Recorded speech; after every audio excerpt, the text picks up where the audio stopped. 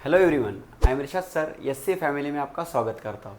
बच्चों, हम class 10 science 1 का आज 9 नंबर का चैप्टर स्टार्ट करने वाले हैं, कार्बन कंपाउंड। तो चलिए फिर स्टार्ट करते हैं।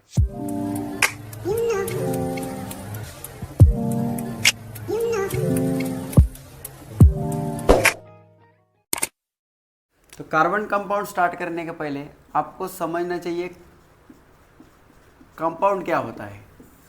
तो कंपाउंड वैसे तो आपको सबको पता ही है, कंपाउंड मतलब क्या होता है, कॉम्बिनेशन ऑफ एलिमेंट। कंपाउंड मतलब क्या होता है, कॉम्बिनेशन ऑफ एलिमेंट। मतलब डिफरेंट डिफरेंट एलिमेंट अगर एक साथ आते हैं तो हम उसे क्या कहते हैं, कंपाउंड कहते हैं। कंपाउंड में फिर हमारे पास एग्जांपल होते हैं, CO2 है, H2SO4 है, NaOH है। तो यहाँ पे आप देख सकते हैं डिफरेंट डिफरेंट एलिमेंट का कॉम्बिनेशन है। कार्बन एंड ऑक्सीजन एलिमेंट का कॉम्बिनेशन है, तो ये कार्बन डाइऑक्साइड क्या बन गया, कंपाउंड। यहाँ पे hydrogen, sulphur, oxygen, sulphuric acid भी एक क्या बन गया, कंपाउंड। तो डिफरेंट डिफरेंट एलिमेंट का क्या है, कॉम्बिनेशन। वैसा सोडियम हाइड्रोक्साइड। तो कंपाउंड तो बेसिकली आपको पता है कंपाउंड क्या होता है, ठीक है ना। हमें चैप्टर पढ़ना है कार्बन कंपाउंड। तो कार्बन कंपाउंड पढ़ने के पहले हम समझेंगे टाइप्स ऑफ कंपाउंड क्या होता है। Types of compound. तो कंपाउंड बेसिकली दो टाइप्स के होते हैं। एक होता है आपका ऑर्गेनिक कंपाउंड और एक होता है आपका इनऑर्गेनिक कंपाउंड। ऑर्गेनिक कंपाउंड है, इनऑर्गेनिक कंपाउंड। तो ऑर्गेनिक कंपाउंड मतलब जो कंपाउंड हमें प्लांट्स एंड एनिमल से मिलते हैं। जो कंपाउंड हमें प्लांट्स एंड एनिमल से मिलते हैं उसे हम ऑर्गेनिक कंपाउंड कहते हैं, और जो कंपाउंड हमें मिनरल से मिलते हैं उसे हम इनऑर्गेनिक कंपाउंड कहते हैं। ऑर्गेनिक मतलब प्लांट्स एनिमल से मिलेंगे और इनऑर्गेनिक मतलब मिनरल से मिलेंगे। तो ऑर्गेनिक कंपाउंड में जो मेन एलिमेंट होता है वो होता है carbon. Carbon is main element in organic compound. तो कोई भी ऑर्गेनिक कंपाउंड में आपका मेन एलिमेंट जो होता है वो कार्बन होता है। इसलिए ऑर्गेनिक कंपाउंड का जो आइडेंटिटी है वो है कार्बन कंपाउंड। कौन सा कंपाउंड, कार्बन कंपाउंड। मतलब organic compound which is also called as carbon compound. Inorganic compound तो हम समझेंगे जो सॉल्ट्स होते हैं आपके, सल्फेट्स या सल्फाइड्स होते हैं, ये जो मिनरल्स वगैरह होते हैं उसमें हमें कौन से कंपाउंड देखने को मिलते हैं, इनऑर्गेनिक कंपाउंड। तो हमारा फोकस, हमारा जो चैप्टर है वो कार्बन कंपाउंड है। कार्बन कंपाउंड मतलब कौन से, ऑर्गेनिक कंपाउंड, उसके ऊपर हमारा पूरा फोकस होने वाला है। तो हम इस चैप्टर में पढ़ने वाले हैं कार्बन कंपाउंड। कार्बन कंपाउंड मतलब क्या, जिसमें क्या होगा, प्रेजेंट कार्बन, ऐसा कंपाउंड जिसे हम कहेंगे कार्बन कंपाउंड। तो कार्बन कंपाउंड समझने के लिए हमें कार्बन के बारे में पता होना चाहिए। We have to know about basic carbon. Carbon का बेसिक आपको पता होना चाहिए। तो कार्बन जो है, कार्बन का जो एटॉमिक नंबर होता है, एटॉमिक नंबर जो होता है वो 6 होता है। फिर कार्बन का जो एटॉमिक मास होता है, कार्बन का जो एटॉमिक मास होता है वो 12 होता है। फिर हम उसका इलेक्ट्रॉनिक कॉन्फ़िगरेशन लिखेंगे। कार्बन का जो इलेक्ट्रॉनिक कॉन्फ़िगरेशन होता है तो हम उसको लिखते हैं 2,4। उसके बाद कार्बन का जो वैलेंस इलेक्ट्रॉन होता है, ये इंपॉर्टेंट है इस चैप्टर के लिए। तो कार्बन के पास कितना वैलेंस इलेक्ट्रॉन होता है, 4, क्योंकि उसके लास्ट शेल में कितना इलेक्ट्रॉन है, 4। तो वही क्या है, उसका valence electron. And then valency, इसका कंबाइनिंग कैपेसिटी कितने का है, 4 का। इसको सेकेंड ऑक्टेट कंप्लीट करने के लिए 4 इलेक्ट्रॉन की ज़रूरत है, मतलब इसका वैलेंसी कितना है, 4। एंड ये एक नॉन मेटेलिक एलिमेंट है। कार्बन जो होता है आपका एक नॉन मेटेलिक एलिमेंट है। तो ये बेसिक अबाउट कार्बन आपको पता होना चाहिए, तभी इस चैप्टर में हम समझ पाएंगे कि आपका कार्बन कंपाउंड क्या है असल में, ठीक है ना। तो अभी इतना तो सबको समझ में आ गया होगा। अब हम बढ़ेंगे आगे। तो पहले हम आयोनिक बॉन्ड समझते हैं। आयोनिक बॉन्ड, तो आयोनिक बॉन्ड कैसा होता है, देखो, it is a bond form by gain और loss of electron. Ionic bond मतलब क्या होता है, जहाँ पे इलेक्ट्रॉन गेन होगा और लॉस होगा, और उस प्रोसेस में जो बॉन्ड बनेगा वो हम उसे कहेंगे आयोनिक बॉन्ड। जैसे हमारे पास मान लो कोई हमारे पास सोडियम अंकल है और हमारे पास मान लो कोई क्लोरीन आंटी है। तो सोडियम अंकल जो है उनका एटॉमिक नंबर कितना है, 11। क्लोरीन एंटी का एटॉमिक नंबर कितना है 17। तो यहाँ से इसका इलेक्ट्रॉनिक कॉन्फ़िगरेशन कितना है 2,8,1। यहाँ से इसका इलेक्ट्रॉनिक कॉन्फ़िगरेशन कितना है 2,8,7। तो अब यहाँ पे सोडियम के पास जो लास्ट शेल में 1 इलेक्ट्रॉन है, तो ये 1 इलेक्ट्रॉन क्या करेगा, लॉस करेगा। सोडियम के पास 1 इलेक्ट्रॉन के ऊपर कैसा चार्ज होता है माइनस, उसको ये क्या करेगा लॉस।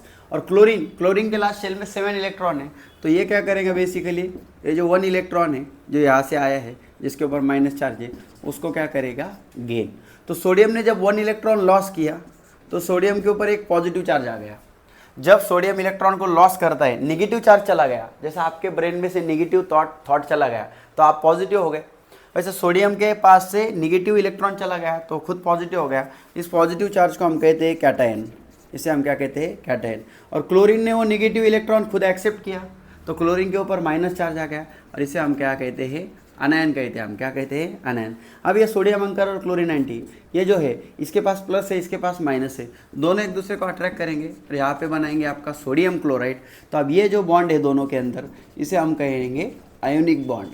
कौन सा बॉन्ड, आयोनिक बॉन्ड, क्योंकि यहाँ पे इलेक्ट्रॉन लूज और गेन करके, इलेक्ट्रॉन लॉस और गेन करके दोनों ने जो बॉन्ड बनाया है इसे आयोनिक बॉन्ड। और आयोनिक बॉन्ड की वजह से ये जो कंपाउंड है आपका, ये कौन सा कंपाउंड है, आयोनिक कंपाउंड, क्योंकि ये प्लस है और ये माइनस है। प्लस को हम क्या कहते हैं कैटायन, माइनस को हम कहते हैं अनायन। तो आयन, दोनों में भी आयन वर्ड आ रहा है, तभी से इसका जो नाम गिरा है वो क्या है आयोनिक कंपाउंड।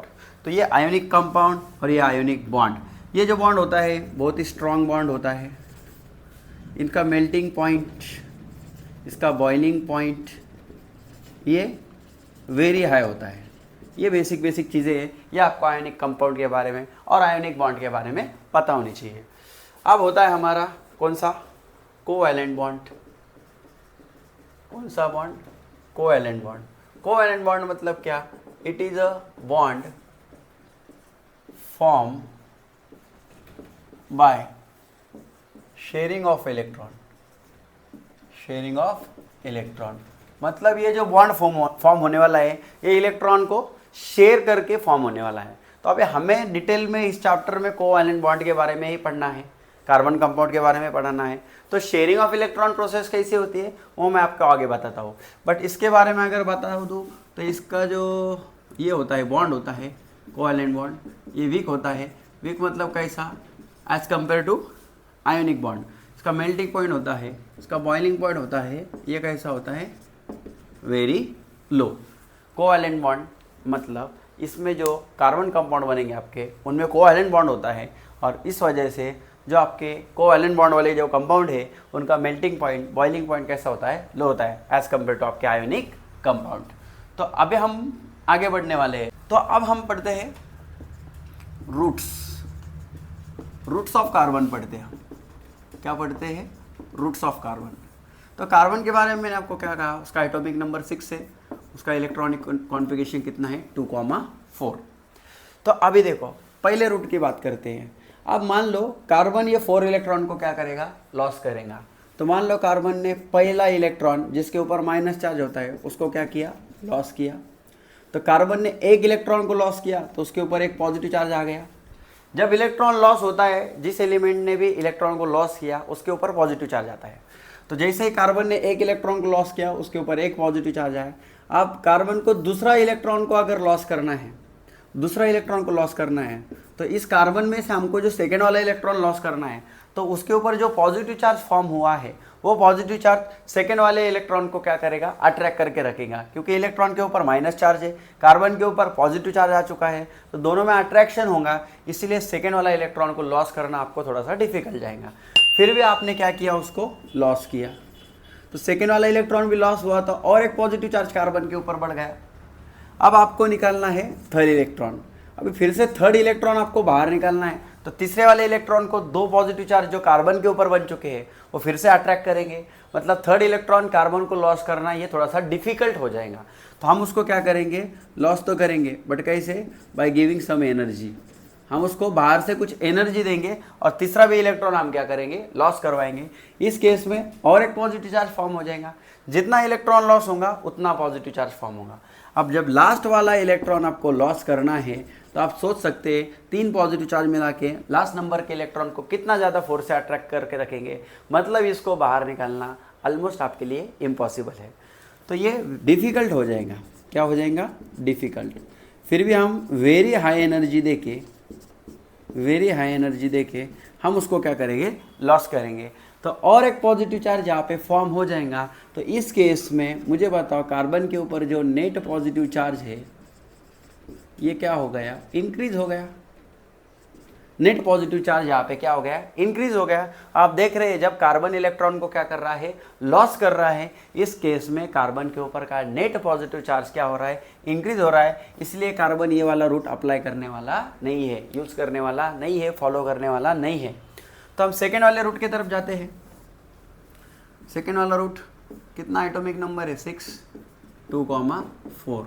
तो मान लो कार्बन ने क्या किया, अभी इलेक्ट्रॉन गेन करना स्टार्ट किया। लॉस तो नहीं कर सकता है, तो मान लो कार्बन ने 1 इलेक्ट्रॉन जिसके ऊपर माइनस चार्ज है उसको क्या किया, गेन किया।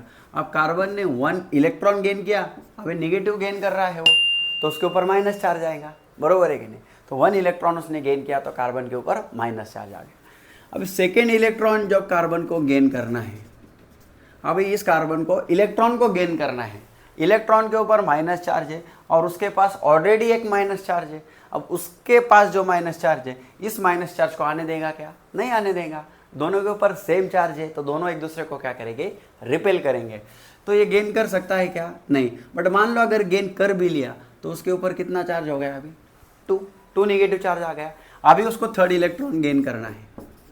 तो अब आपको समझ में आ ही गया होगा, थर्ड इलेक्ट्रॉन मतलब फिर से उसके ऊपर माइनस चार्ज है, इसके ऊपर ऑलरेडी 2 माइनस चार्ज है। दोनों माइनस इस माइनस को बिल्कुल आने देंगे नहीं।